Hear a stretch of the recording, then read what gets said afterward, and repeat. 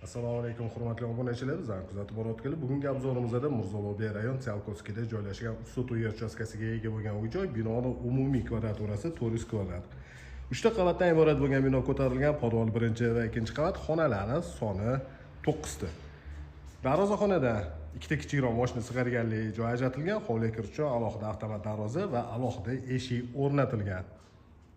Va orqa hovli tarafda yozgi oshxona joylashgan, qo'shni devordan 2 metr tashlab imorat ko'tarilgan.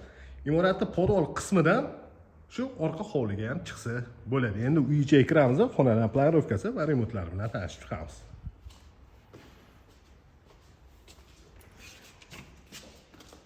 Uy ichiga kirib kelamiz. Chap tarafimizda kattagina hol qismi bo'lyapti. To'g'rida zal, uni oldida oshxona. Birinchi qavatda ikkita sanuzel bor, bittasi umumiy sanuzel va bittasi mehmonlar uchun ajratilgan yotoqxonaning ichida joylashgan. Bu ko'rsatayotgan xonamiz mehmonlar uchun ajratilgan yotoqxona. Razmeri 4 ga 4 va shu xonaga tegishli bo'lgan alohida o'zini sanuzeli ham bor. Mana shunaqa ko'rinishda.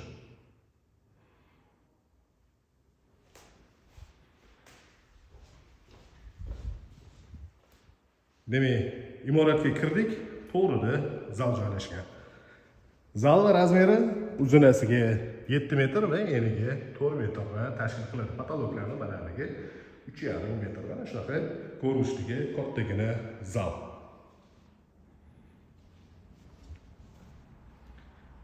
Bu joyda birinchi qavatda joylashgan umumiy yuvinish xonasi joylashgan.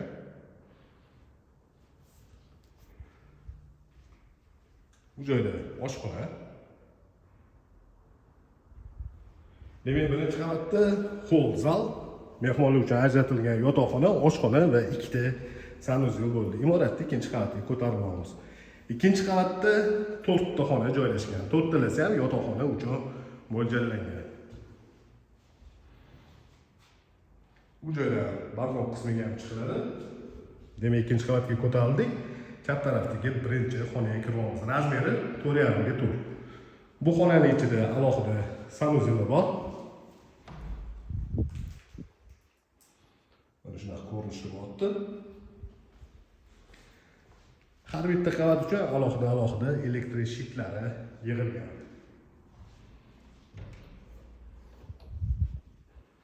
Ikkinchi qavatda joylashgan ikkinchi yotoqxona.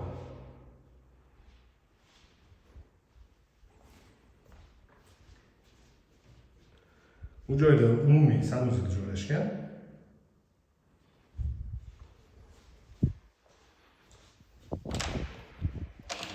Bolalar uchun ajratilgan yotoqxona.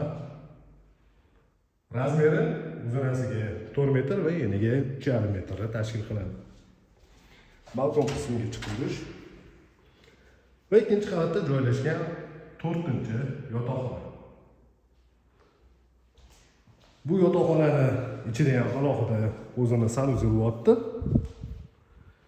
Demak, ikkinchi qavatda 3 ta sanuzel, 4 ta yotoqxona. 3 ta sanuzeldan ikkitasi yotoqxonalarning ichida joylashgan va yana bittasi ikkinchi qavat uchun umumiy sanuzel sifatida foydalanish uchun mo'ljallangan. Endi imoratda podval qismiga tushamiz. Podvalda 4 ta xona joylashgan. Podvalga tushishimiz bilan o'ng tarafda ikkita xona, yonma-yon tushgan xonalar bo'lyapti. Mana shunaqa ko'rinishdagi polnotsенный oyna romlari bor. Chap tarafimizda yana bitta kattaroq xona joylashgan. Bu eshik orqali orqa hovliga o'tiladi. Bu joyda kotelni joylashgan. Suv uchun boiler, qator ketgan nasoslar, ikkita konturli kotel. Bu joyda elektrik shit alohida yig'ilgan. Podvalga tushganimizda to'g'rida kladovka uchun mo'ljallangan yana bitta xonasi bor.